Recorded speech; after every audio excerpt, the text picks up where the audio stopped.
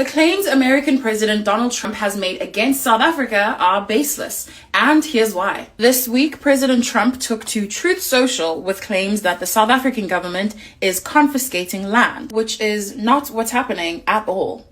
Last month, South African President Cyril Ramaphosa and his Government of National Unity passed the Expropriation Bill, a law that grants the state the power to expropriate or take over land in cases where it is unused, abandoned, or poses a risk to the public, but only when it is deemed just and equitable in the public interest. The law does not allow for arbitrary land seizures, nor does it target landowners at random. Instead, it seeks to address long-standing disparities in land ownership caused by centuries of colonialism followed by decades of apartheid.